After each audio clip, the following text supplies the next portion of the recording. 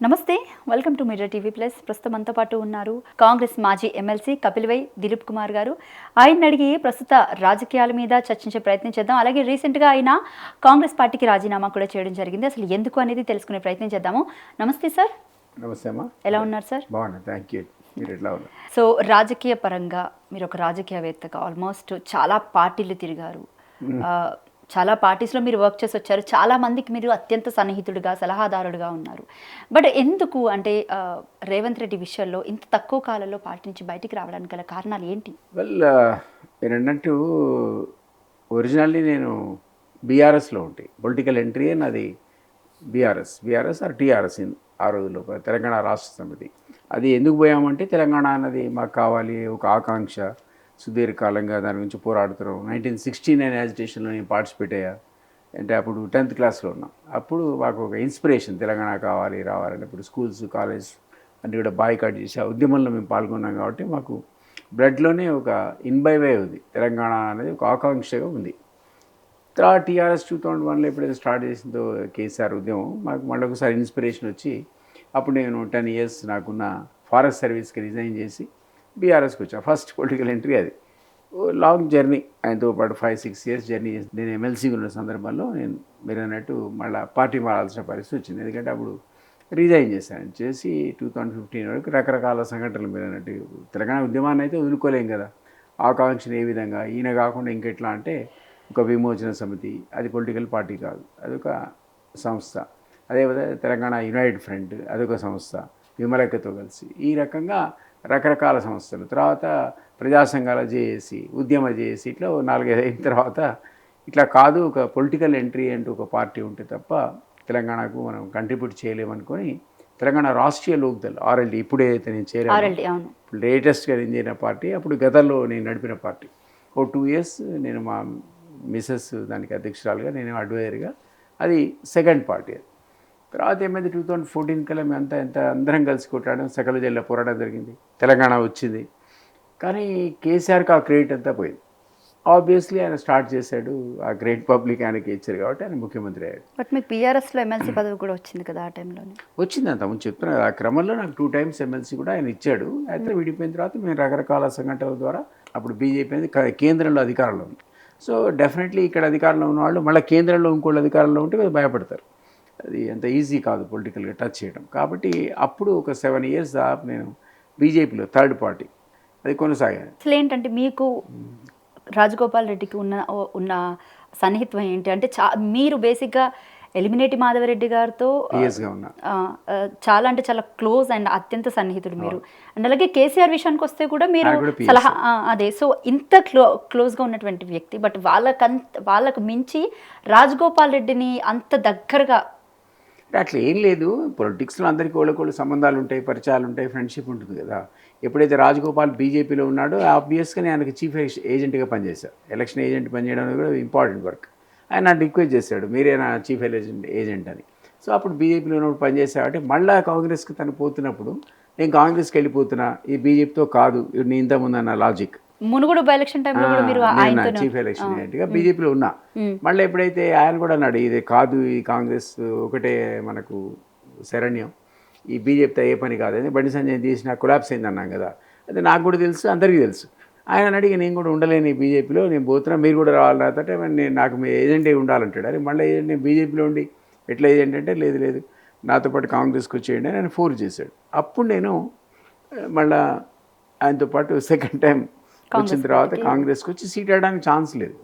అప్పటికే నోటిఫికేషన్ వచ్చాయి, నాకు వాళ్ళు ఇచ్చే అవకాశం కూడా లేకుంటే నేను మళ్ళీ చీఫ్ ఏజెంట్గా పనిచేశాను రాజగోపాల్. కానీ రిక్వెస్ట్ చేశాడు కాబట్టి గతంలో చేశాను, నా పెర్ఫార్మెన్స్ ఆయనకు నచ్చింది కాబట్టి రెండోసారి ఆయనకు కాంగ్రెస్లో ఉండి కూడా చేశారు.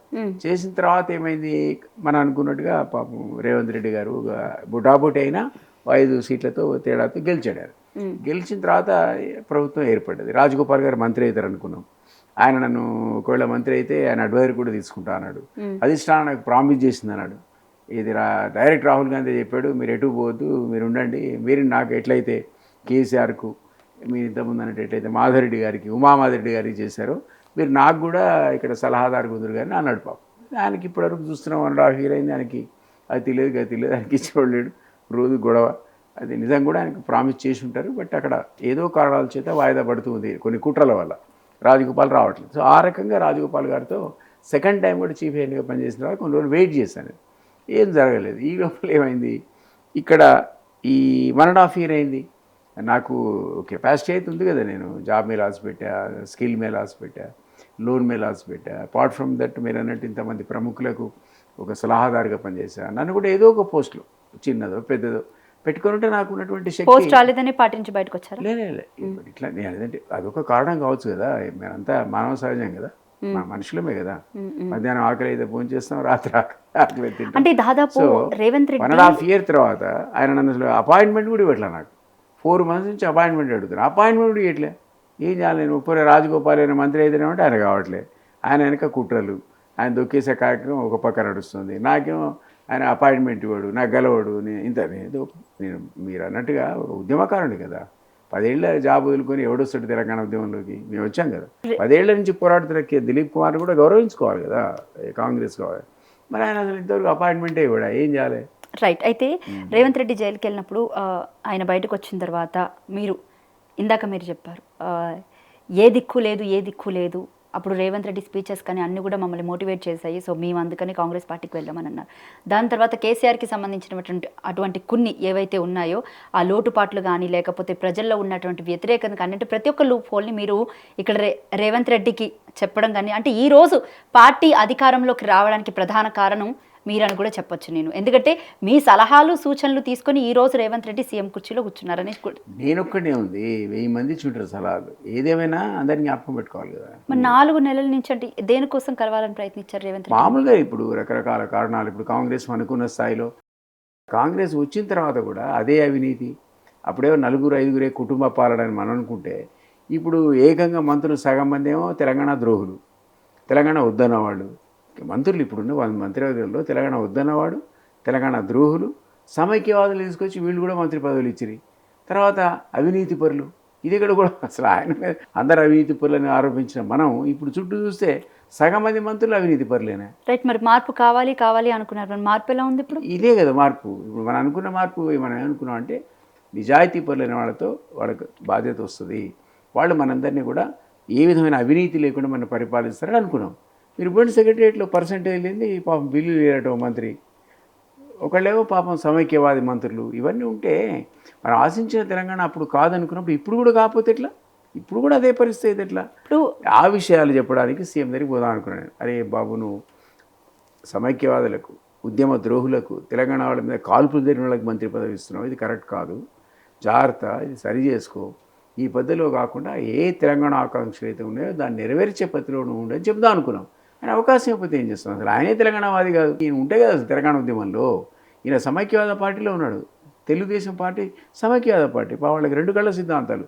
ఎంత తెలంగాణ ఇంపార్టెంటో అంత ఆంధ్ర కూడా ఇంపార్టెంట్. అట్లాంటి వాళ్ళతో ఆయన అంటగాగాడు కాబట్టి, తెలంగాణ ఉద్యమంలో లేడు కాబట్టి ఆయనకు అసలు అవగాహన లేదు, తెలంగాణ సోయి లేదు సీఎంకి. ఆ కారణం చేత ఏ ఆకాంక్షలతోనైతే మనం తెలంగాణ తెచ్చుకున్నామో ఆ ఆకాంక్షలు నెరవేరట్లేదనే బాధతో నేను చెప్దాం అనుకున్నా. యంగ్స్టర్ కాబట్టి తెలుసుకుంటాడు, నేర్చుకుంటాడు, సరి చేసుకుంటాడు, ఈ అవినీతి పరులను కట్టడి చేస్తాడు. జిల్లా వారీగా అవినీతి జరుగుతుంది. ప్రతి అధికారి ఏదైనా లాజెస్ ఫెయిర్ అంటారు. లాజెస్ ఫెయిర్ అంటే ఇదే దోచుకోవడం అనమాట. ఎవడిష్టం వాడిదే, ఎవరికి వారే యమునా తీరేలాగా నడుస్తుంది. దాని గురించి చెప్దామని 4 months అపాయింట్మెంట్ పెడితే 4 minutes కూడా టైం అనేది దొరకట్లేదు నాకు గెలవడానికి. ఒక 2 terms ఎమ్మెల్సీ నేను. మీరే అన్నట్టు ప్రముఖులకు సలహాదారు, ఖాళీగా ఉన్నా 1.5 year నుంచి. నువ్వు ఏ పదవి ఇవ్వకుంటే అయిపోయినావురా బాబు, అసలు కనీసం ఏం జరుగుతుందని చుట్టూ చెప్తున్నాడు లేదని మాకు అనుమానం. ఒకవేళ నీకు తెలిసే జరిగితే ఇంకా పెద్ద తప్పదు, తెలియక జరిగితే తప్పు సరిదిద్దుకోవడానికి అవకాశం ఉంటుంది. సీఎం అయిన దగ్గర నుంచి ఒక్కసారి కూడా మీరు కలిసలేదు. అసెంబ్లీలో పోయినప్పుడు ఎప్పుడు కూడా మేము ఎక్స్ఎమ్మెల్సీలు కాబట్టి మాకు ఎదురవుతాడు ఆయన. సో ఎదిరినప్పుడల్లా ఆగాడు, పాపం ఆగాడు. ఏమన్నా దిలీప్ అన్న బాగున్నావు అని అడిగాడు. 5 సార్లు 6 సార్లు నేను కలిసిన మాట వాస్తవమే. ఒకసారి అడిగాను కూడా, నేను ఇక్కడ కార్పొరేషన్ చైర్మన్ అట్లాంటివి కాకపోయినా కనీసం ఢిల్లీలో పెడితే కోఆర్డినేషన్ అవకాశం ఉంటుంది. ఆ గవర్నమెంట్కు ఈ గవర్నమెంట్కు వారధిలాగా పనిచేస్తా, మీ స్కీములు అక్కడి నుంచి తీసుకొస్తా. 1 year అయింది కదా, 1,32,00,000 స్కీములు ఇచ్చట, ₹1 రాలే. సో నేనన్నా నాకున్న అనుభవంతో నేను ఇక్కడ పనిచేస్తాను, కేంద్రంలో కూడా కేసీఆర్కు సెక్రటరీగా పనిచేస్తాను, నా అనుభవాన్ని వాడతా, నీకు రాష్ట్రానికి నిధులు పట్టుకొస్తా అంటే చూద్దాం అని అన్నాడు పాపం, ఎప్పుడో బిగినింగ్లో. చూద్దామని 1 ఇయర్ అయింది. సరే పోతే పోనీ ఇవన్నా చెప్దాం కనీసం, ఇవ్వకపోతే ఇవ్వకపోయాడు. 1 ఇయర్ తర్వాత ఇస్తారని ఇంకేమనుకుంటాం. 1 ఇయర్ కాబట్టి పోతే ఇష్టం లేదేమో ఇవ్వట్లేదు అనుకుంటాం. చాలా ఏళ్ళుగా స్టార్టింగ్లోనే మాట్లాడుకున్నాం, చాలా ఏళ్ళుగా మీకు సుదీర్ఘ రాజకీయ అనుభవం ఉందని చెప్పాలి. సో మీకంటే పదవి విషయం ఒకటి పక్కన పెడితే, ఎమ్మెల్సీ అనే విషయం కూడా పక్కన పెడితే, ఎంతో పెద్ద పెద్ద వాళ్ళతో ఇప్పుడు మన ఇద్దరం కూడా ఫస్ట్ నుంచి డిస్కషన్ చేసుకుంటూ వచ్చాము. అయితే ఈ ఎంటైర్ దాంట్లో అంటే మీరు ఇక్కడ తెలంగాణ ఒక్క స్టేట్లోనే కాదు, మిగతా స్టేట్స్లో కూడా మీరు చాలా పార్టీస్కి పనిచేసినటువంటి వ్యక్తి. సో అంటే ఏ రాష్ట్రంలో అయినా ఇన్నేళ్ల రాజకీయాల్లో మీరు ఇంతమంది సీఎంలను చూసుంటారు, ఇంత తక్కువ టైంలో ఇంత వ్యతిరేకత ఏ పార్టీకైనా ఏ స్టేట్లోనైనా ఎక్కడైనా వచ్చిందా అసలు? అది ఆశ్చర్యకరం. అది యాక్చువల్లీ ఈయన ఎంత కష్టపడి ఇంత ఒకటి సాధించి వచ్చాడు కదా, ఒక పట్టుదలతో తెచ్చిన సీఎంకు ఇంత నెగిటివ్ అసలు ఆశ్చర్యం.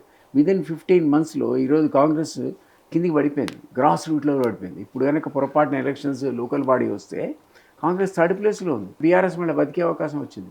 ప్రజలు ఏమనుకుంటారంటే అరే ఈయన కంటే ఆయననే ఏమనుకుంటున్నారు, అది రాకూడదు కదా. మీరేమనుకుంటున్నారు ఇప్పుడు మరి? నేను కూడా అదే అనుకుంటున్నాను. అంటే నేనంటే ఆయన కేసీఆర్ గురించి నాకు తెలుసు, ఇప్పుడు ఒక ఆల్టర్నేట్ రావాలని కోరుకుంటున్నాను. నా ఉద్దేశం ఏంటంటే ఒక ఆల్టర్నేట్ క్రియేట్ కావాలి. ఈ సీఎం కూడా పనికిరాడు, ఖచ్చితంగా ఈ సీఎంతో చేత కాదు. ఈయన మార్పుకు ఆయనకు తెలియదు అసలు, పాపం నేను చెప్పేవాడు ఎవడో సలహాదారులు ఎవడో మనకు తెలియదు. ఒకవేళ చెప్పినా కూడా వింటున్నాడా మనిషి? ఇయో మరికి అవకాశం ఇస్తే, మీకు నాకు అవకాశం ఇస్తే మన ఇద్దరం పోయి చెప్పొచ్చు. కానీ అవకాశం ఇవ్వకపోతే ఏం చెప్పుకుంటాం, మన ఇద్దరం ఆడుకోవడం తప్ప. దొరికితే మమ్మల్ని జైలు వేద్దామని చూస్తున్నారండి. యూట్యూబ్లో అని తొక్కేస్తున్నాడు కదా, బట్టలు ఎవరు ఆ తీసుకొడతాను. ట్యూబ్ లేకపోతే ఈ రోజు అధికారంలోకి వచ్చేవాడు కాదు కదా ఆయన. 35 ఛానల్స్ కేటీఆర్ అన్నాడు, 30 ఛానల్ అదే పని ఎంబడిపడి ఈ ట్యూబ్లు మా కొంప ముంచినాయి, మేము ముందే పెట్టుకున్నట్టే మేము అధికారంలోకి వద్దాం, అది మా పొరపాటు. ఆ యూట్యూబ్ల ద్వారా అధికారంలోకి వచ్చిన రేవంత్ రెడ్డి ఈ రోజు అంటాడు యూట్యూబ్లో అంటే బట్టలు కూడా తీసుకొడతాట. ఎంత న్యాయం ఇది అంటున్నా, అంత అహంకారం పనికిరా. ఆ ట్యూబులు లేకపోతే ఈ రోజు కాంగ్రెస్ పార్టీ అధికారంలోకి వచ్చేది కాదు, నేను సీఎం కుర్చీలో కూర్చునేవాడు కాదు. నేను అంటున్నా సరే వాట్ ఎవర్ ఇట్ ఈస్, వచ్చే అధికారం లక్కీ, సరే నువ్వు కష్టం ఫలించింది, నువ్వు మాటలు విన్నారు, ధీటుగా నేనే అన్నట్టు ఆయనతో ధీటుగా మాట్లాడి వచ్చావని చూసుకోవాలి కదా ఏం జరుగుతుందని. అవినీతి ఎట్లుంటుంది అసలు నీ పాలన? తెలంగాణలో అవినీతి మనం సహిస్తామా? నేనేమంటా అంటే ఈరోజు అవకాశం ఎవరికి రావాలంటే యువతకు రావాలి. ఓయూ పిల్లలు ఎక్కడున్నారు, కేయూ పిల్లలు ఎక్కడున్నారు, ఆత్మ బలిదానాలు చేసుకున్న పిల్లలు 99% ఎస్సీ ఎస్టీ బీసీ యువకులు. వాళ్ళు ఈరోజు పరిపాలనలో ఉన్నారా? వాళ్ళు కార్పొరేటర్లా, వాళ్ళు మంత్రులా, వాళ్ళు ఎమ్మెల్యే, ఎవరు అసలు వీళ్ళంతా? ఎక్కడి నుంచి వచ్చారు వీళ్ళు? అంటే వీళ్ళంతా 90% ఆఫ్ దీస్ పీపుల్ పైరవికారులు, రియల్ ఎస్టేట్ బ్రోకర్లు, అవినీతి పరులను తీసుకొచ్చి మన సమాజం ఇట్లా చూసుకుంటూ మాలాంటి అట్లీస్ట్ మాలాంటి వాళ్ళం అరే మేము క్యాన్ బి టాలరేట్. అందుకని మేము అనుకుంటున్నాం అంటే మార్పు తీసుకురావాలి, ఆ మార్పుకు దోహదపడాలి. మాకు పదవి రాని రాకపోని ఈ పిల్లలకు రాజకీయ చైతన్యం తీసుకురావాలి. పిల్లలు ఏంటంటే సహజంగా కూడా అంత రిస్క్ తీసుకోవాలని ఎవరు లైఫ్లో అనుకోరు కదా. పిల్లలు పోరాడేంత వరకు పోడారు, అయిపోయిందని మనకు అప్పచెప్పి వెళ్ళిపోయారు. అరే మనం దాన్ని సరిగా కనుక తెలంగాణ నడపకపోతే ఎవడు మనం సరి బాటలో పెట్టాలా? అంటే ఇప్పుడు తెలంగాణ తెచ్చుకుని దాదాపు 10 ఏళ్ళు అవుతుంది. ఈ 10 ఏళ్ల కాలంలో కేసీఆర్ మీద వచ్చినటువంటి వ్యతిరేకత ఒక రకమైతే 15 నెలల కాలంలోనే మొత్తం పూర్తిగా తెలంగాణ రాష్ట్రం మరొక ఉద్యమం తలపిస్తుందా ఈ 15 నెలల కాలం పాటు? 15 monthsలో రా మెటీరియల్ తయారు చేశాడు. ఉద్యమం ఎంత అవసరమో ఇప్పుడు మళ్ళీ యువకులు పూనుకోవాల్సిన అవసరాన్ని క్రియేట్ చేశాడు రేవంత్ రెడ్డి. ఈరోజు ఈ కాంగ్రెస్ ప్రభుత్వాన్ని దించకపోతే, లేదా రేవంత్ రెడ్డి కనుక మార్గాలు సరి చేసుకోకపోతే కుంభ మునిగిపోద్ది. 15 monthsలోనే లూటీ చేస్తున్నారు కదా. ఇప్పుడు జిల్లాకు 5 తయారయ్యారు, 33 జిల్లాల్లో జిల్లాకు 5 ఉన్నారు ఇప్పుడు అవినీతి పరులు. అధికార పార్టీని అడ్డం పెట్టుకొని లూటీ చేసేవాళ్ళు. సో ఇది మనం కోరుకున్న తెలంగాణ కాదు. కాబట్టి ఈరోజు ఖచ్చితంగా ఒక సమూలమైన మార్పు తీసుకురావాల్సిన అవసరం వచ్చింది. ఈ మార్పు ఎట్లా వస్తుందంటే యువత పూనుకుంటూ వస్తుంది. Youth can do anything. వాళ్ళంటే భయపడుతుంది. నేను హైదరాబాద్ యూనివర్సిటీ పిల్లలు మనం చూసాం కదా, చెట్టు కొడతామంటే నేను అక్కడికి కూడా వస్తా సార్, వస్తా నేను మొత్తం. ఆ పిల్లలు ఏం చేశారు? ఆ పిల్లలు ఎట్లాంటి వార్నింగ్ ఇచ్చారు? ఆ పిల్లలు ఇచ్చిన వార్నింగ్కి ఇక్కడ పోయి పిటిషన్ ఇస్తే సుప్రీంకోర్టు గదిలో ఏమన్నది, చీఫ్ సెక్రటరీని తీసుకుపోయి అక్కడే రూమ్ కట్టించి అందులో జైల్లో పెడతామన్నది. ఈ రోజు వచ్చినదా? ఎందుకు వచ్చింది ఆ చైతన్యం? ఎక్కడి నుంచి వచ్చింది అంటే పిల్లలకు స్వార్థం లేదు కాబట్టి, వాళ్ళు సమాజం గురించి ఆలోచిస్తారు. అట్లాంటి చైతన్యం ఉన్న తెలంగాణ యూత్ తిరిగి పూరుకోవాల్సిన అవసరం ఉందని నేనైతే కోరుకుంటున్నాను. రైట్. ఇక్కడ అంటే మీరన్న విషయానికి వద్దాం ఒకసారి. హెచ్సియు విషయంలో ఆ ఉదాంతం ఏదైతే ఉందో అక్కడ సుప్రీంకోర్టుకి సైతం కనిపించిన కళ్ళు, వినిపించిన చెవులు ఈరోజు ఈ తెలంగాణ రాష్ట్ర ప్రభుత్వానికి సంబంధించినటువంటి మంత్రులు కానీ, సీఎం కానీ, లేకపోతే సిఎస్ కానీ వీళ్ళందరికీ ఎందుకు కనిపించలేదు? అంటే అక్కడ జింకల్ని చూసి గుంట నక్కలు అంటున్నారు, అక్కడ చెట్లను చూసి అవన్నీ తుప్పలు అంటున్నారు, లేకపోతే అక్కడ ఉన్నటువంటి ఆ 400 ఎకరాలతో సహా మిగతా 1600 ఎకరాలని కూడా చేసి ఈకో పార్క్, దాని ఈకో పార్క్ అని కాదు ఈగో పార్క్ అని పేరు పెట్టచ్చు. సో దాన్ని అంతా ఎకో పార్క్ చేస్తామని అంటున్నారు, హెచ్సియుని వేరే ప్లేస్కి తరలిస్తామంటున్నారు. అంటే ఏమనుకోవాలి దీన్ని? అహంకారం, నెత్తికి ఏమంటారు, కళ్ళు నెత్తికి ఎక్కడ ఏమంటారు దాన్ని. ఎందుకంటే ఇది కరెక్ట్ కాదు. ఈకో పార్క్ కానీ ఇంకోటి కానీ, నువ్వు హైడ్రా ఎందుకు పెట్టావు? హైదరాబాద్ సుందరీకరణ అనుకున్నావు, కాన్సెప్ట్ మంచిదే, అది బ్యాక్ ఫైర్ అయింది. ఎందుకు బ్యాక్ ఫైర్ అయింది? సామాన్యుడు ఇల్లు పట్టుకున్నావు కాబట్టి మీడియా అంతా చూపించింది. అదే పెద్ద పెద్ద వాళ్ళు కొట్టుకుంటూ పోతే హైడ్రా ఇప్పటికి పాపులర్ అయ్యింది కాబట్టి అది ఒకసారి బూమరాంగ్ అయింది. మూసి అన్నావు, సుందరీకరణ అన్నావు, ఎందుకన్నావు? అదే ఈకో బ్యాలెన్స్ కోసం అన్నావు, బయోడైవర్సిటీ కోసం అన్నావు. ఇక్కడ కూడా అదే కదా, ఆల్రెడీ రెడీమేడ్ తుప్పలో చెట్లు ఒక 20 years కనుక ఏరియా. నేను ఫారెస్ట్ ఆఫీసర్ బేసికలీ, మీకు ఇంకా క్లారిటీగా తెలుసు. అందరికంటే నాకు కాస్త కూస్తే ఎక్కువ అర్థమైంది మీకంటే. ఎందుకంటే ఒక దగ్గర 20 acres నువ్వు కనుక 400 acresని ఓ ఫెన్స్డ్ ఏరియా, సెక్యూరిటీ ఏరియా లోపల మీరు లాక్ చేసి ఉంచితే అక్కడ ఆటోమేటిక్గా మీకు చెట్లు పెరుగుతాయి. చెట్లు పెరిగితే కుందేళ్ళు వస్తాయి, కుందేళ్ళ తర్వాత తాపేళ్ళు వస్తాయి, నీళ్లు ఉంటాయి, ఆ తర్వాత ఉడతలు వస్తాయి, జింకలు వస్తాయి, మీరన్నా నక్కలు గుండ్రక్కలు కూడా రావచ్చు. ఏర్పరచుకుంటాయి ఆబ్వియస్, అది బయోడైవర్సిటీ క్రియేట్ అవుతుంది. అది సహజంగా చిన్న పిల్లాడి అడిగే చెప్తాడు, 20 years కనుక ఏరియా ఫెన్స్ చేస్తే మీకు బయోడైవర్సిటీ, మీ ఇంటి ముందు ఒక మొక్క నాటండి, 10 ఏళ్ళలో అంత పెద్ద వృక్షం అవుతుంది. 20 years కదా. సో అది అయితే ఎవరికి కావాలండి ఇప్పుడు అట్లాంటి? మరి మీకు నిజంగానే ల్యాండ్ కావాలి, మల్టీనేషనల్స్కి పెద్ద పెద్ద ల్యాండ్ ఇచ్చేద్దాం, పెద్ద ఉద్యోగాలు వస్తున్నాయని అంటే మరి కాసు బ్రహ్మాంజలి మన పక్కే ఉందిగా, మీ పక్కే ఉంది కాసు కులవటండి, దాన్ని కులవటి చెట్లు మొత్తం తీసేసి అది కూడా ఇచ్చేయండి మల్టీనేషనల్స్కి, ఇందిరా పార్క్ తీసేయండి. ఎందుకది? సో ఇది కాదు కదా. మనం ఒకవేళ మీరు అన్నట్టుగా సోయి అనేది ఉంటే ప్రభుత్వానికి, ఇది బయోడైవర్సిటీ ఉన్నటువంటి ప్రాంతం కాబట్టి దాన్ని సేవ్ చేయాలి. కావాలంటే 400 ఎకరాలు ఇంకో దగ్గర తీసుకోవాలి. ఎన్ని చోట్ల ఆక్రమణకు గురైనటువంటి ప్రభుత్వ భూములు లేవు, ఎన్నో చోట్ల పార్కులు ఆక్రమించారు, అక్రమ లేఅవుట్లు ఉన్నాయి. అసలు పార్కులు చూపిస్తారు, శుభ్రంగా ఇల్లు కట్టుకుంటారు.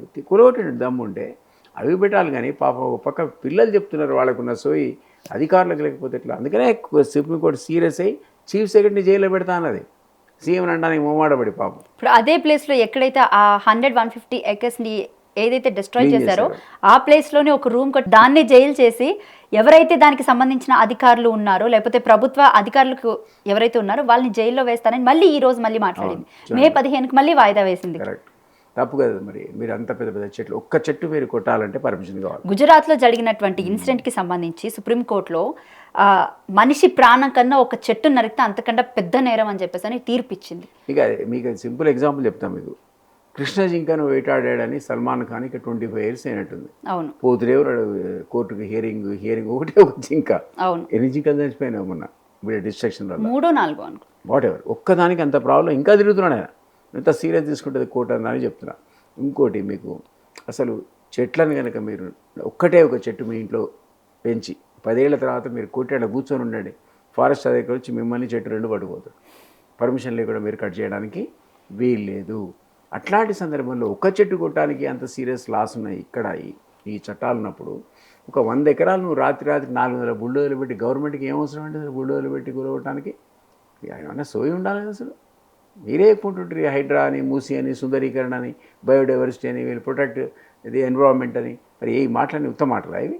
సో చాలా పెద్ద పొరపాటు చేశాడు. అది కూడా బూమరాంగ్ అయింది. హైడ్రా లాగా, మూసీలాగా, ఆఖరకు హైదరాబాద్ యూనివర్సిటీ ల్యాండ్స్ కూడా. అది ఈవెన్ మూసీ రెజర్వేషన్ కి సంబంధించి కూడా డిపిఆర్ రెడీ చేయకుండా అక్కడ ఉన్నటువంటి ఇళ్ళని ఎలా తొలగిస్తారు వీళ్ళు? ఇవ్వాలి అసలు, నీకు డిపిఆర్ ఇవ్వాలి. ఏది డిపిఆర్ అంటే లేదంటే డిపిఆర్ లేకుండా నీకు ఏమవసరం? నెంబరింగ్ వేయడం, ఏఐ జనరేటెడ్ ఫొటోస్ తీసుకొచ్చి మేము ఇలా తయారు చేయాలనుకుంటున్నాం. అసలు నిజంగా చెప్తున్నా, ఫస్ట్ క్లాస్ పిల్లోడు మాట్లాడుతున్నట్టు ఉంది ప్రజెంట్ నా గవర్నమెంట్. రైట్. అయితే సార్ ఇంకొక విషయానికి వస్తాం. గతంలో సీఎం సెక్రటేరియట్కి రాడు అని చెప్పేసి అని పెద్ద ఎత్తున ప్రచారం చేసి మాట్లాడినటువంటి ఇప్పుడున్న నాయకులు, సో ప్రజెంట్ సీఎం తన ఇంట్లో నుంచి కమాండ్ కంట్రోల్ నుంచి పనులన్నీ అంటే మీటింగ్స్ అన్నీ కూడా కొనసాగిస్తున్నారు అని చెప్పేసి అని మాట్లాడుతున్నారు. అంటే ఈ మాట నేను అంటున్న మాట, ప్రతిపక్షాలు ఆరోపిస్తున్నటువంటి మాట, మీరేం చెప్తారు? అర్థం కాలేదు. కమాండ్ కంట్రోల్ అంటే మంచిదేగా, బయటకు వస్తున్నాడు. కమాండ్ కంట్రోల్ సెక్రటేరియట్కి వెళ్ళకుండా కమాండ్ కంట్రోల్, కానీ కమాండ్ కంట్రోల్ అవుతుంది. కానీ ఇల్లు అయితే కానీ ముందు అసలు ఆయన సోయి ఉండి అన్ని డైరెక్ట్ మానిటరింగ్ చేస్తే ఎక్కడున్నా పర్లేదు. కమాండ్ కంట్రోల్ మీరు చూసారో లేదో, ఆడిటోరియం దాంట్లో ఉన్నటువంటి మీటింగ్ హాల్స్ చాలా విశాలంగా బాగుంటాయి. బహుశా సెక్రటరీలో అంత పెద్ద హాల్స్ లేవని ఇక్కడే ఉన్న రివ్యూ మీటింగ్స్ పెట్టుకుంటున్నాడు. అంత పెద్ద సెక్రటేరియట్లో అసలు హాల్సే లేవా? అంటే ఇంత ఉండవు. నేను చూసాను ఇక్కడివి చాలా మోడర్న్ అప్డేట్. ఈ కమాండ్ కంట్రోల్ చాలా బాగుంటాయి మీటింగ్ హాల్స్. అందువల్ల అక్కడ కూర్చొని రివ్యూ చేస్తున్న తప్పేం లేదు. దెన్ మీకు యాక్సెస్ ఉంటుంది ప్రతి దానికి, కలెక్టర్తో మాడడానికి వాళ్ళతో అన్నీ ఇంటర్లింక్డ్, అవి ఏ లింక్డ్ ఉన్నట్టున్నాయి అవన్నీ. బట్ నేను ఏమంటానంటే సెక్రటరీ కూడా అద్భుతం కట్టుకున్నారు కదా, అక్కడ కూడా మీటింగ్ పెట్టుకోవచ్చు, అక్కడ రివ్యూస్ పెట్టుకోవచ్చు, జిల్లా హెడ్ క్వార్టర్స్కి పెట్టుకోవచ్చు. అసలు ఒకసారి ఈ జిల్లాలో, ఒకసారి ఇంకో జిల్లాలో, ఒకసారి ఇంకా మంచిది అది. ఆదిలాబాద్లో పోయే మీటింగు, వరంగల్లో పోయే మీటింగ్ పెడితే ప్రజలకు దగ్గర అవుతారు కదా. సో సీఎం అనేవాడు కదలటం ఇంపార్టెంటు, రివ్యూ చేయడం అనేది ఇంపార్టెంట్. అది కమాండ్ కంట్రోల్ నుంచి చేసాడా లేకపోతే మన వరంగల్లో పోయి చేసాడా అని పెద్ద అంత ఇంపార్టెంట్ ఇష్యూ కాదు. బట్ డెఫినెట్లీ కమాండ్ కంట్రోల్లో పెట్టుకుంటే కూడా తప్పేం లేదు. ఆయన తిరుగుతే సంతోషమే. సీఎం ఎవరు అన్నారు 24 తిరుగుతున్నాడు, చాలా కష్టపడుతున్నాడు, సంతోషమే. కష్టపడుతున్నప్పుడు కరెక్ట్ నిర్ణయాలు ఉండాలి, తప్పు నిర్ణయాలు ఉండకూడదు కదా. ముందు అది అవినీతి సంగతి తేల్చాలి కదా. పర్సంటేజ్లతో బిల్లులు ఇస్తున్నారు లేదని ముందు తెలుసమనండి. నిజమా కాదా? నేను చెప్తున్నా కదా, మంత్రులు అవినీతి పనులు అంటున్నా, ఉద్యమ ద్రోహులు తెలంగాణ మంత్రులు ఉన్నారు అంటున్నా. ఎంత ఇంపార్టెంట్ అలిగేషన్, మెయిన్ అలిగేషన్ పెడుతున్నా నేను. ఉద్యమ ద్రోహులకు నువ్వు మంత్రి పదవులు ఇచ్చావు, అవినీతి పనులకు మంత్రులు ఉన్నారు, కొనసాగుతున్నారు. జిల్లాకు 5 అవినీతి పనులు ఉన్నారు మీ పార్టీలో ఉంటున్నా నేను. మరి ఇది ఎంత సీరియస్? ఇది నేను ఒక ఉద్యమకారుడు కదా, నేను చెప్తున్నా వెరిఫై చేయబోయి. రైట్. ఇంకొకటి చెప్పండి సార్, ఒకే కుటుంబం నుంచి ఎంతమందికి మంత్రి పదవి ఇవ్వచ్చు? ఎంతమందికి ఇస్తే ఉంది, అందరూ వర్కర్స్ అయితే పర్లేదు కానీ, బట్ ఒక బ్యాలెన్స్ మెయింటైన్ చేయాలి. అంటే ఇదంతా కూడా కుటుంబ పాలన అనుకోవచ్చా? నేనేమంటానంటే ఇప్పుడు 2, 3 ఒకే కుటుంబానికి మొత్తం 5 తెచ్చిపెట్టిపోయి పర్లేదు. ప్రతి జిల్లాకు ప్రాతినిధ్యం ఉండాలి, ప్రతి కమ్యూనిటీకి ప్రాతినిధ్యం ఉండాలి. వాళ్ళు ఉన్నటువంటి ఒక బీసీ కాన్సెప్ట్ పైకి వచ్చింది. ఎస్సీలు ఎస్టీలు గొడవ చేస్తున్నారు. ఆదివాసీల్లో కూడా లంబాడా అండ్ ఆదివాసీ గొడవ జరుగుతుంది. ఒక ఆదివాసీకి నువ్వు ఇచ్చావనుకో సీతక్కకు, నువ్వు లంబాడాకి ఇవ్వాలని కోరుకుంటాడు. సపోజ్ ఒక దామోదర నాగేశ్వర మాదికి ఇచ్చావు, మా మాలకు గానికి ఇవ్వాలని ఒక ఆయన కోరుకుంటాడు. ఒక 2 మాలకి ఇచ్చావు, మా ఇంకో మాదికి ఏమని ఒక ఆయన కోరుకుంటాడు. బీసీలకి ఏమని అడుగుతాడు. ఇప్పుడు ఉన్నటువంటి చైతన్యంలో అన్ని వర్గాలకు ప్రాతినిధ్యం ఇచ్చేటువంటి ప్రయత్నం చేయాలి. అన్ని జిల్లాలకు కూడా రిప్రజెంటేషన్ ఉండాలి. జిల్లాకు మంత్రి ఉంటే కొంత డెవలప్మెంట్ అనేది అందరూ ఈక్విటబుల్గా ఉంటుంది. కాబట్టి కొండా సురేఖకి, పొన్నం ప్రభాకర్కి ఆల్రెడీ మంత్రి పదవులు ఇచ్చున్నారు కదా, వాళ్ళిద్దరు బీసీసే కదా. ఒకళ్ళ గురించి నేను అనట్లేదమ్మా, ఆ పేర్ల గురించి నాకెందుకు. కానీ నేనేదంటే అంటే బీసీలకి ప్రాతినిధ్యం ఇవ్వట్లేదు అన్న మాట అంటే ఆ లెక్కేసుకొని ఒక ఎస్సీకి, ఒక బీసీకి, ఎస్సీ ఇచ్చినప్పుడు ఒక మాలకు, మాదికి, బీసీ ఇస్తే మున్నూరు కాపుకు, ఒక గౌడుకి ఇస్తే ఇంకొక సెక్షన్లో ఉన్నటువంటి బీసీకి, ఇట్లాంటి ఆ ఈక్వేషన్స్ ఒకవేళ దగ్గర అన్ని పదవులు ఉంటే సాధ్యమైనంత వరకు కాపులు ఉన్నారు కదా, యాదవులు, ఇట్లాంటి వాళ్ళందరూ ఈక్వల్గా వచ్చారా లేదా చూసుకోవాలంటున్నాను నేను. పలానా వాళ్ళకి ఏమైనా ఉన్న వాళ్ళకి ఎందుకు ఇచ్చావని నేను అనడానికి సీఎం ఇష్టం ఎవరికైనా ఇచ్చుకొని. బట్ అల్టిమేట్గా నువ్వు ఎవరెవరికైతే పదవులు ఇచ్చారో వాళ్ళు నువ్వు అనుకున్న పద్ధతిలో పనిచేస్తున్నారా, అంటే ట్రాన్స్పరెన్సీ నీ యొక్క పరిపాలన ఉందా లేదా, అవినీతి రహిత పరిపాలన ఉందా లేదా, తెలంగాణ ఆకాంక్షలకు అనుగుణంగా నీ ప్రభుత్వం పనిచేస్తుందా లేదా. నువ్వు తెలంగాణలో ఉన్నవో లేదో ఉద్యమంలో పక్క పెట్టిపోయి అసలు తెలంగాణ సోయి అనేది ఉందా లేదా అని చూసుకోవాలి కదా అంటున్నా నేను. లేదంట నేను ప్రజాపాలన అన్నారు, ప్రజల వద్దకే పాలన అన్నారు. ప్రజలకు సంబంధించినటువంటి స్కీమ్స్ కానీ లేకపోతే హామీలు కానీ ఏమైనా అందుతున్నాయా? ఒకవేళ అందితే ఎంత మేరకు అందాయి? అంటే మీ నోటితో నాకు వినాలని ఉంది ఇది. అన్ఫార్చునేట్లీ చాలా హామీలు ఇచ్చారు కదా ఎలక్షన్ టైంలో. ఇస్తే ఏమైందంటే ఇప్పుడు కొన్ని 50% ఇంప్లిమెంట్ అయినాయి, 50% కాలేదు. అయినా కూడా 50%కి అందినాయి. 100% పోవాల్సిన స్కీమ్ కూడా 50% అయిపోయినాయి. ఎందుకు అంటే వాళ్ళకి ఫైనాన్షియల్ కన్స్ట్రెయింట్స్ వచ్చాయి, ఆర్థిక ఇబ్బందులు వచ్చాయి, డబ్బులు లేవంటున్నారు. నీకు లంక మీద దొరుకుతాయని కోరిపోతే దొరకలేదంటున్నాడు సీఎంఏ. ఈరోజు జీతాలకు పెన్షన్లకే తప్ప ఇతర స్కీములు ఇంప్లిమెంట్ ఏవైతే ప్రామిస్ చేశారో, సపోజ్ మీకు స్కూటీలే కావచ్చు, తులం బంగారమే కావచ్చు, లేకపోతే నిరుద్యోగ భృతి కావచ్చు, మహిళలకు 2,500 రూపాయలు డిపాజిట్ కావచ్చు, పెన్షన్ల డబ్బులు చేయొచ్చు, పెన్షన్ల డబ్బులు అన్నారు కావచ్చు, ఇవన్నీ కూడా జరగకపోతే ప్రశ్నించారా ప్రజలు అన్నది నువ్వే కదా అడుగుతారు. ఇప్పుడు ఈరోజు ఏంటంటే నాకు డబ్బులు ఇవ్వడం, డబ్బులు లేకపోతే మరి ముందుగానే ఎందుకన్నా అని అడుగుతున్నారు. ముందు ఎందుకన్నావు మరి అని అడుగుతున్నారు. ఇప్పుడు పరిస్థితి అంటే జీతాలకు పెన్షన్లకు మాత్రమే డబ్బులున్నాయి, అంతమించిన ఎక్కడి నుంచి తేవాలా అని సీఎంఏ చెప్పుకుంటున్నాడు. అంటే మరి నువ్వు ముందేం చెప్పినా అబద్ధాలు చెప్పినావా? సో ఇవన్నీ కూడా ప్రశ్నలు వస్తాయి. వీటికి సమాధానం చెప్పే పరిస్థితిలో మీరు ఉండాలి. అది లేకపోతే నెక్స్ట్ వచ్చేటువంటి నీ ఎలక్షన్ అది లోకల్ బాడీ కావచ్చు, మరొకటి కావచ్చు, వాళ్ళు దారుణంగా దెబ్బకొట్టే పరిస్థితి వస్తుంది. రీసెంట్గా అసలు దాని ఏమంటారు టీచర్స్ కాన్స్టిట్యున్సీను, గ్రాడ్యుయేట్ కాన్స్టిట్యున్సీలో కాంగ్రెస్ ఉనికే లేకుండా పోయింది కదా. They can't win. ఎందుకు అంటే ఆల్రెడీ నెగటివ్ చర్చ అందరికంటే ముఖ్యంగా ఇంటెలెక్చువల్స్లో స్టార్ట్ అయింది. ఇది ఒక డేంజరస్ పరిణామం. కాంగ్రెస్ దాని నుంచి కాపాడుకోవాలంటే చాలా కేర్ఫుల్గా ఉండాలి. బట్ అన్ఫార్చునేట్లీ అది ఒక కొహెసివ్ గ్రూప్ లాగా పనిచేయట్లేదు. కోహెసివ్ గ్రూప్ అంటే తెలుసు మీకు, సింగిల్ యూనిట్ లాగా పనిచేయాలి క్యాబినెట్ అంటే. అవును. ఎవడికి వాడే యమునా తీరే, సీఎం పోతుంటాడు, మనం విజువల్ చూపిస్తున్నారు మీ మీడియాలో, అది క్యాబినెట్ మీటింగ్లోకి సీఎం అంటే నడుచుకుంటూ వస్తున్నాడు, ఒక్క మంత్రి కూడా లేచిన వాడు అట్లా, అంత ఉందన్నమాట నిర్లిప్తత. సీఎం అంటే వచ్చినోడు లేచిన కూడా నమస్కారం పెట్టాలి కదా, మంచి కూర్చొని చూస్తున్నారు ఆయన వస్తుంటే, ఏదో మీరు నేను కనుక ఏదో ఇంట్లో కూర్చొని టీవీ చూసినట్టు. క్యాబినెట్ మీటింగ్ అయితే అక్కడ సమావేశానికి వస్తున్నాడు సీఎం, ఆ మాత్రం రెస్పెక్ట్ కూడా కమాండ్ చేయలేకపోతే ఇక అదేమి కోహెసివ్ గ్రూప్ అంటే ఒక సింగిల్ గ్రూప్ లాగా వర్క్ చేయాలి, చేస్తే నీకు పర్ఫార్మెన్స్ ఉంటుంది. నాకైతే డౌట్ సీఎం అంటే అసలు ఇప్పుడు మంత్రివర్గ విస్తరణ జరిగే అవకాశం ఉందంటారా?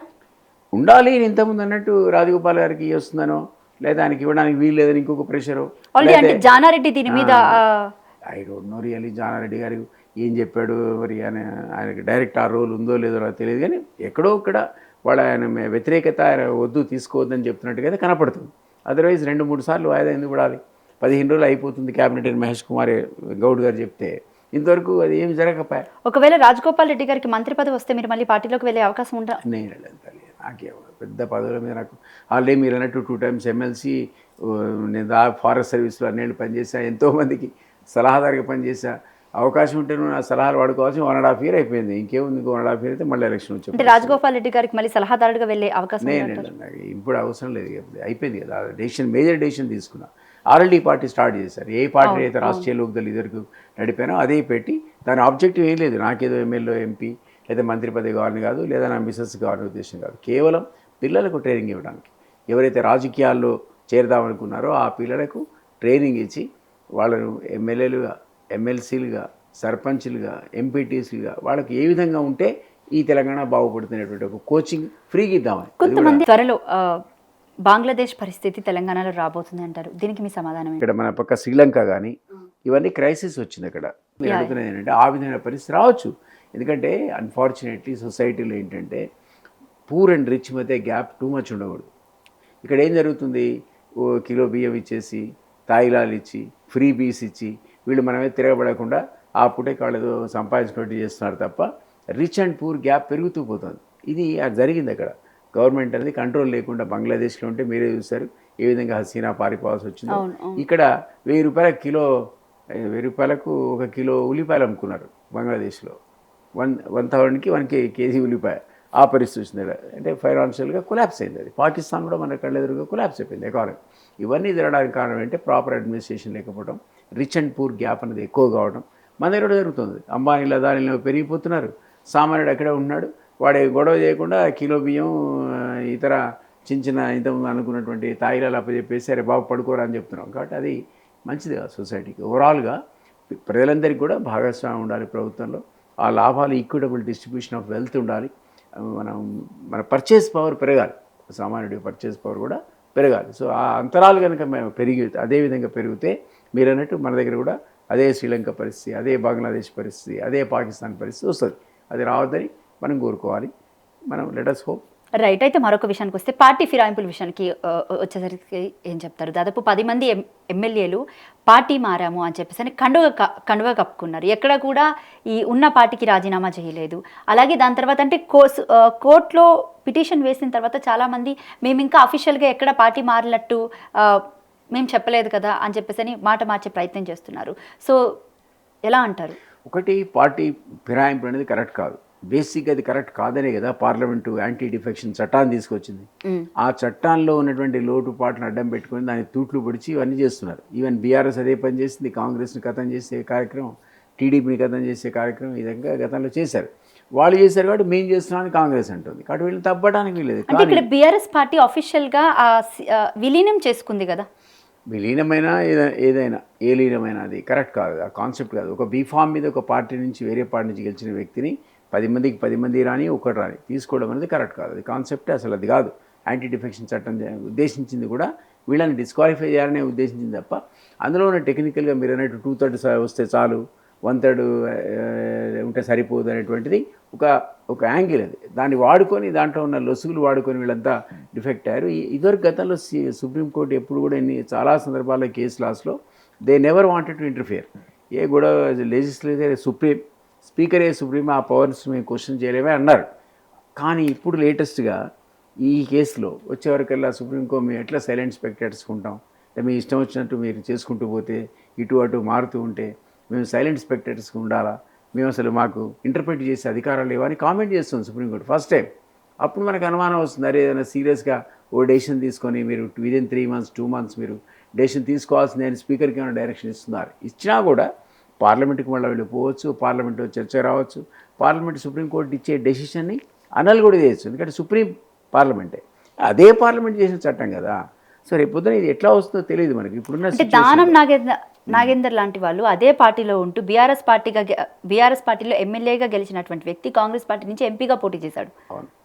సో ఇలాంటి వాళ్ళకి అంటే వీళ్ళ మీద ఎలాంటి చట్టరీతమైన ఆంక్షలు తీసుకోవాలి? మీరు అన్నది ఏంటంటే ఈయన ఇక్కడ ఉంటూ ఇంకో బీఫామ్తో కాంటాక్ట్ చేస్తారని మీరు అంటున్నారు. అవును, అది కరెక్టే, అది ఇంకో ఎస్టీమ్ అది. బట్ ఒక పార్టీ నుంచి గెలిచి ఇంకో పార్టీ పోవడం కూడా సరిపోతుంది డిస్క్వాలిఫికేషన్కి.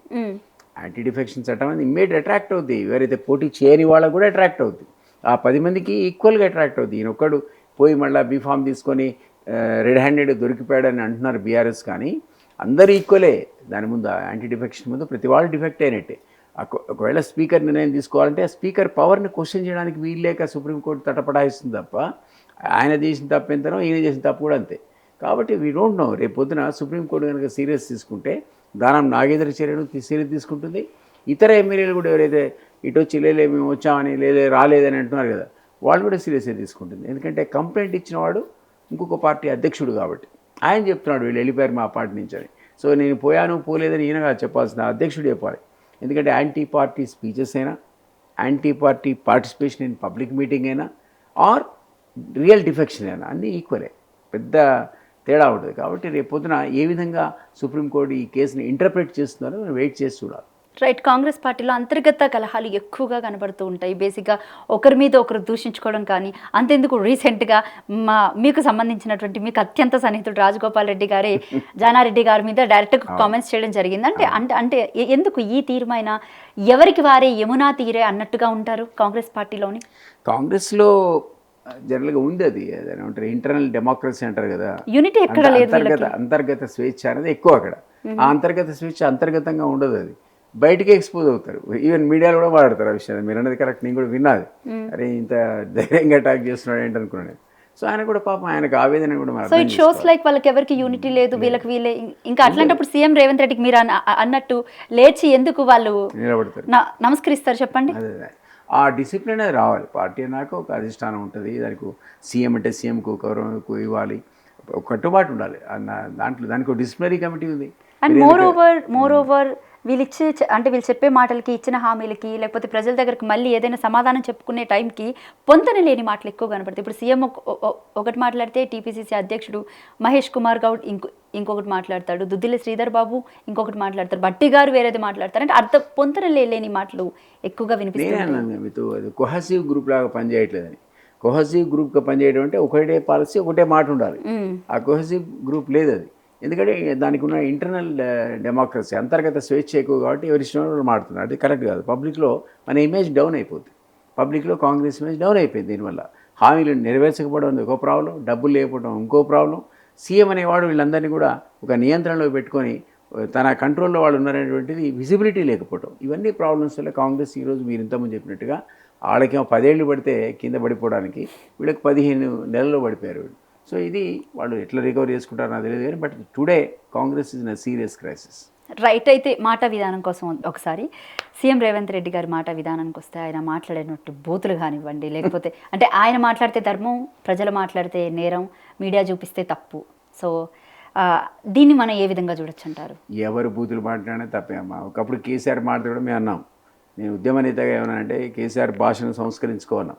ఎందుకంటే ఆ రోజుల్లో ఆంధ్రాలో ఏంటి సార్, ఆంధ్రాలో మీరు నాయకులందరినీ రాక్షసులు అంటున్నారు, ప్రజల గురించి మీ కామెంట్ ఏంటి అని అడిగారు. ఎవరు అడిగితే విలేకరికి ఏం సమాధానం చెప్పాడు, లంకలో పుట్టిన ప్రతి ఒక్కటి రాక్షసుడే అన్నాడు ఆ రోజులో. అని ఆ రాక్షసులంతా తిట్టి ఆఖరికి బీఆర్ఎస్ పెట్టి మొదటి శాఖపై ఆంధ్రలో తెరిచాడు రాక్షసుల కోసం. మొదటి శాఖ ఆంధ్రాలో తెరిచాడు. కాబట్టి ఆయనే మార్చుకోవాల్సిన పరిస్థితి వచ్చింది.